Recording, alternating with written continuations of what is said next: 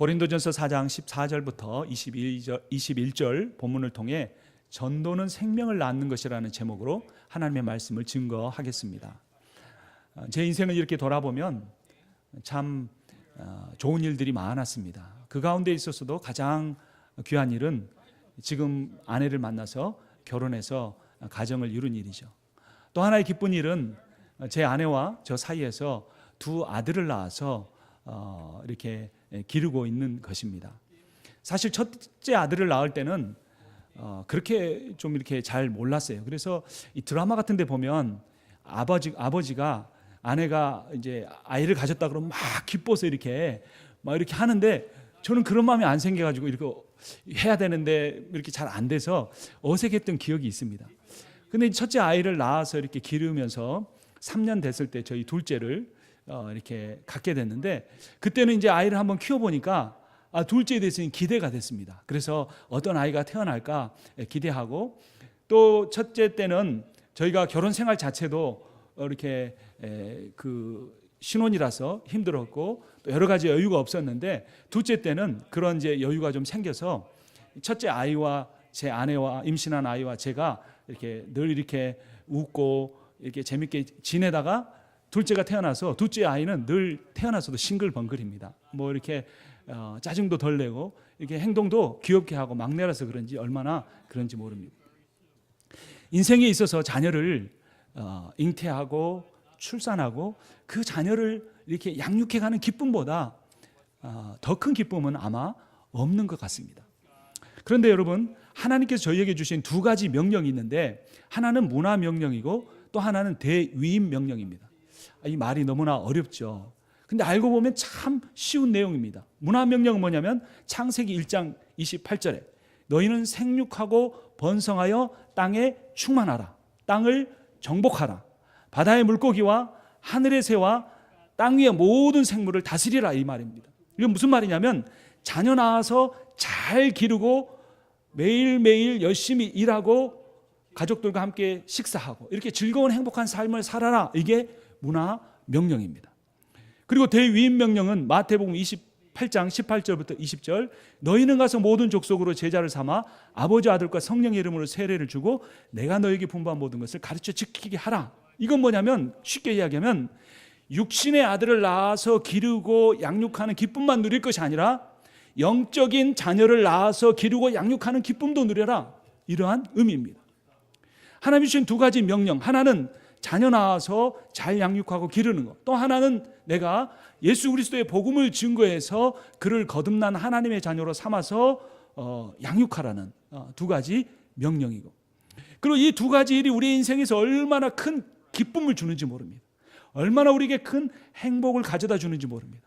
또 우리에게 사명감과 힘을 줍니다. 제 아이들을 보면 열심히 사역해야겠다는 그런 생각이 듭니다. 제가 더 건강해야겠다는 그런 생각이 듭니다. 또 내가 누군가를 위하여서 그가 예수 그리스도의 복음을 받아들이기 위해서 기도하고 그를 위하여 기도할 때 그를 위하여 내가 한 그 모든 기도, 그에게 베푼 모든 축복의 말들이 하나님께서 우리에게 영적인 축복으로 갚아주시는 것을 경험하게 됩니다. 여러분, 복음 전도는 생명을 낳는 것입니다.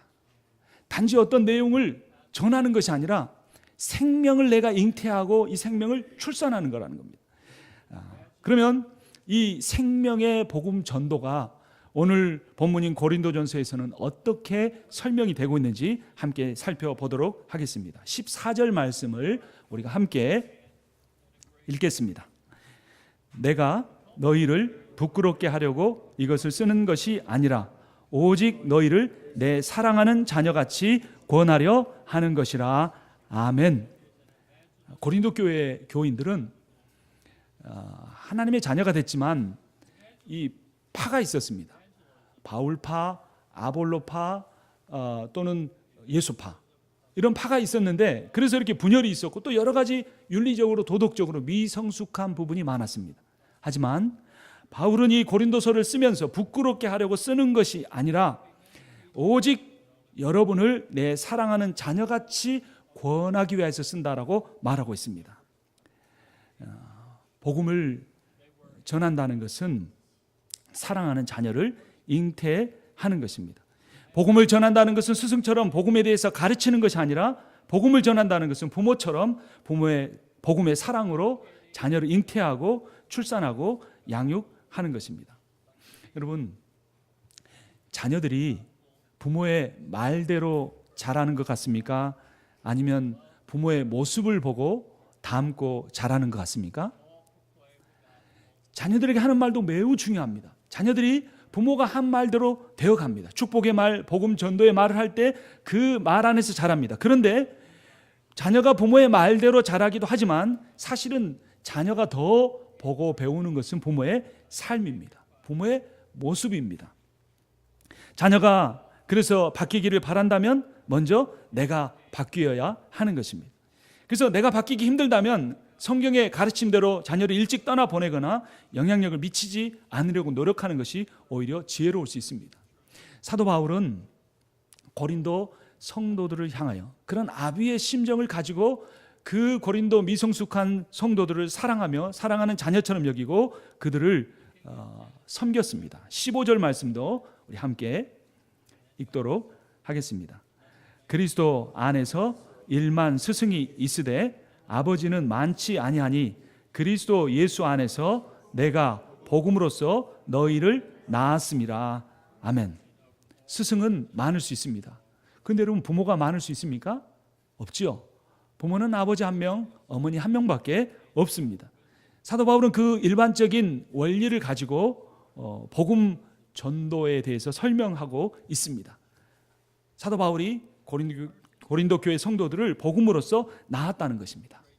여러분, 복음을 전해 보신 적이 있습니까? 예수 그리스도에 대해서 누군가에게 전해 보신 적이 있습니까? 여러분, 영적인 자녀를 여러분 품어 보신 적이 있습니까? 자녀가 뱃속에서 10달이 있어야 출산을 하는데 이 태신자라고 하죠. 태신자를 내 이 심령에 품고 기도하는 것, 이 얼마나 한 영혼이 예수 그리스도를 영접하는 게 쉽습니까? 쉽지 않습니다. 어렵습니까? 그런데 그거를 품어본 사람, 그 품어본 사람은 영적인 부모의 마음을 알 수 있습니다. 생명을 낳는 기쁨보다 더 놀라운 것은 없습니다. 왜냐하면 이 생명, 많은 생명이 존귀하지만 인간의 생명에만 하나님의 형상이 담겨져 있기 때문에 그렇습니다. 근데 그 하나님의 형상이 담겨져 있는 그가 그 하나님의 형상을 인정하고 예수 그리스도를 인정하고 거듭나서 태어나는 그 과정을 경험하는 것은 놀랍기 때문입니다. 창세기 1장 26절은 이렇게 말합니다. 하나님이 이르시되 우리의 형상을 따라 우리가 모양대로 우리가 사람을 만들고 라고 말하고 있습니다. 우리는 하나님의 형상을 따라 지음받은 사람들입니다. 여러분들은 여러분의 가치를 어디서 찾으십니까? 이미 나서 노력하고 수고해서 얻은 모아놓은 그 물질 가운데서 나를 찾을 수 있습니까? 내가 애써서 공부하고 수고한 학력을 통해 나 자신을 거기에서 발견할 수 있습니까? 그렇지 않습니다. 우리는 재산이 얼마이건 간에 우리의 학력이 얼마이건 간에 우리는 우리 안에 하나님의 형상이 있기 때문에 이 세상에서 온 우주 만물 가운데서 가장 존귀한 존재입니다. 여러분 옆에 계신 분에게 한번 이렇게 말씀해 보십시오. 참 존귀하신 분이십니다.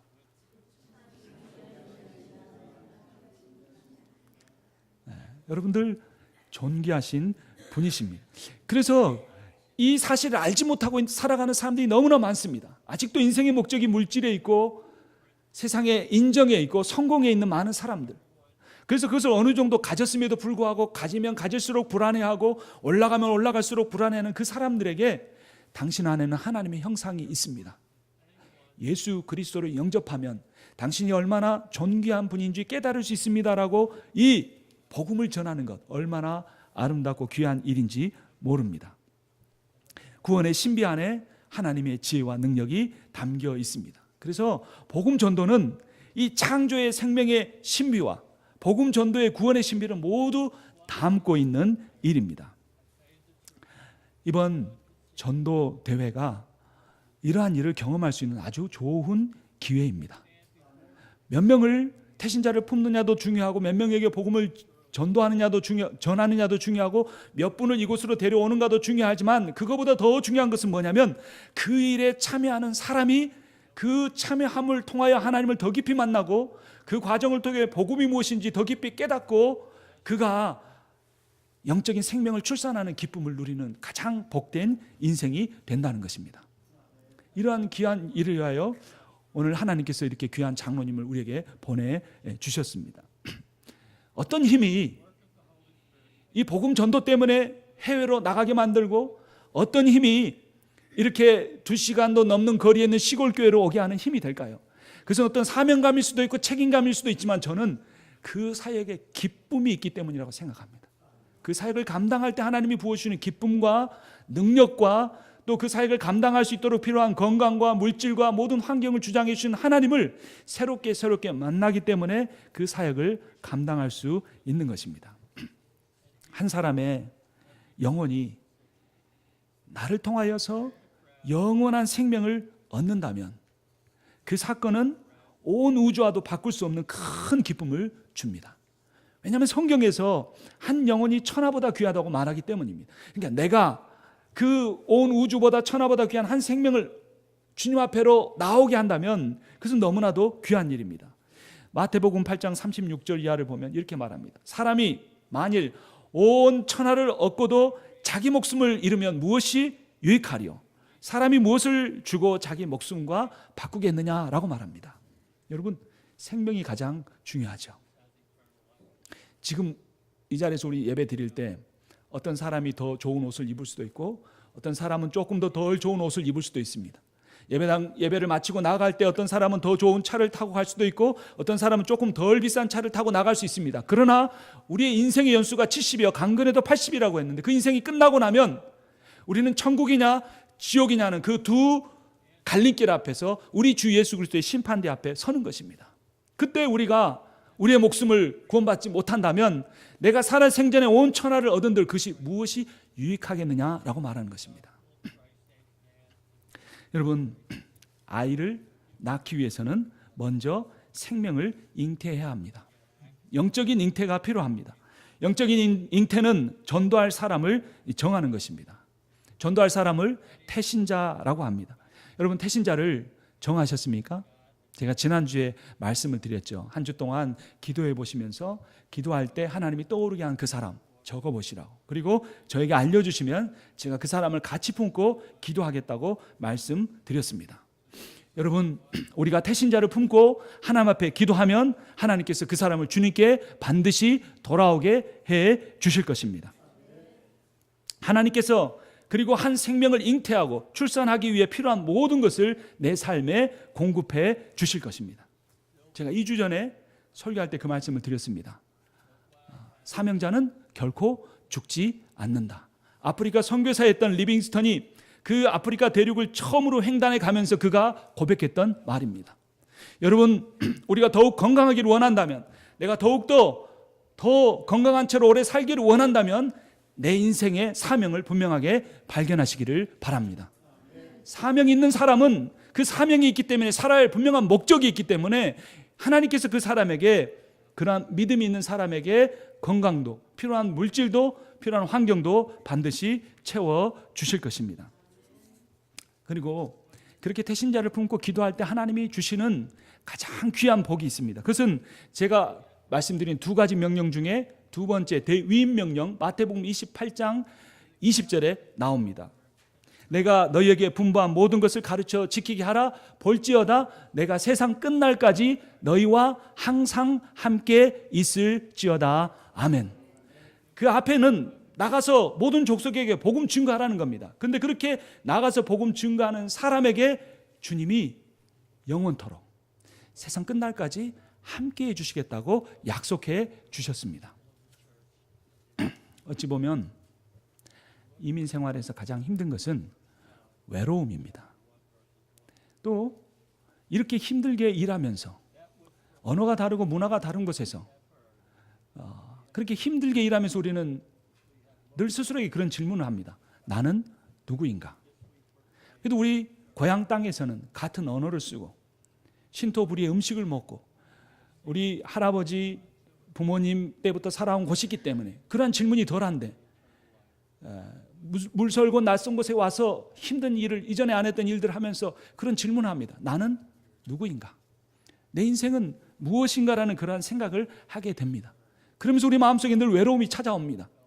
그 외로움을 떨쳐보기 위해서 우리가 물질에 버는 일에 노력하고 여러 가지 일에 힘써보지만 이 문제가 해결되지 않습니다. 그러나 미국 땅에 살아가든 아프리카에 살아가든 한국 땅에 살아가든 하나님이 함께하지 않는 인생에는 이 질문에 대한 해답이 결코 찾아지지가 않습니다. 여러분, 복음 전도를 위하여서 태신자를 품고 기도할 때 하나님이 내가 함께해 주시겠다고 약속해 주셨습니다. 우리가 복음 전도 대회를 우리가 앞두고 기도하면서 반드시 이 놀라운 은혜를 체험하시기를 바랍니다. 두 번째, 생명의 복음 전도는 그리스도의 생명을 주는 것입니다. 바울은 그리스도 안에서 고린도 교회 성도의 부모가 되었습니다. 고린도 후서 5장 17절을 보면 그런즉 누구든지 그리스도 안에 있으면 새로운 피조물이라 이전 것은 지나갔으니 보라 새 것이 되었다라고 분명하게 선포하고 있습니다.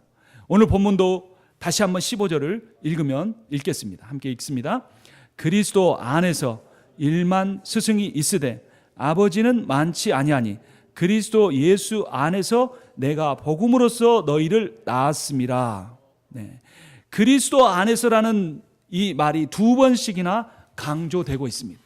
사도 바울은 고린도 교회 성도들 향하여 내가 당신들의 영적인 부모다라고 그랬고 당신들은 내 사랑하는 자녀라고 말했지만 사실 그것보다 더 중요한 선언이 있었는데 그 모든 관계가 그리스도 안에 있었다는 것입니다. 그리스도 안에 있을 때 능력이 나타납니다. 그리스도 안에 있을 때 우리가 복음을 증거할 때 그 사람이 예수 그리스도의 영으로 말미암아 거듭나는 역사가 일어나는 것입니다. 마태복음 9장 35절 36절은 이렇게 말합니다. 예수께서 모든 도시와 마을에 두루 다니사 그들의 회당에서 가르치시며 천국 복음을 전파하시며 모든 병과 모든 약한 것을 고치시니라. 무리를 보시고 불쌍히 여기시니 이는 그들이 목자 없는 양과 같이 고생하며 기진함이라. 누가복음 4장 18절은 이렇게 말합니다. 주의 성령이 내게 임하셨으니 이는 가난한 자에게 복음을 전하게 하시려고 내게 기름을 부으시고 나를 보내사 포로된 자에게 자유를 눈먼 자에게 다시 보게 함을 전파하며 눌린 자를 자유롭게 하고 라고 말합니다. 여러분, 저는 능력이 없습니다. 그러나 오늘 이 부족한 저를 강단에 세우시고 복음을 증거하게 하시는 우리 그리스도에게는 무한한 능력이 있습니다. 우리가 나가서 복음 전도를 한다고 할 때 얼마나 두려운지 모릅니다.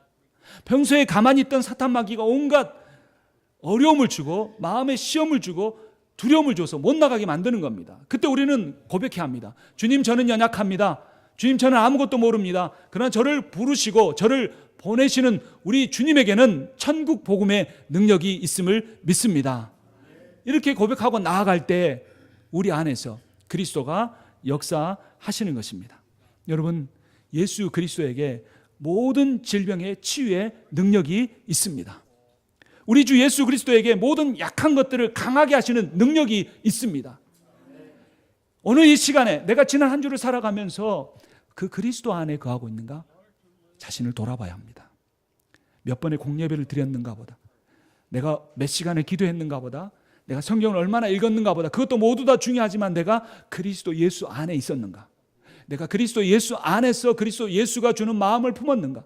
내가 그리스도 예수 안에서 그리스도가 주시는 비전이 나를 살아가게 만들고 나를 힘들고 지친 나에게 힘을 주고 내가 그리스도 예수 안에서 생각할 것들을 생각하고 말할 것들을 말했는가? 그것을 점검하며 살아야 하는 것입니다.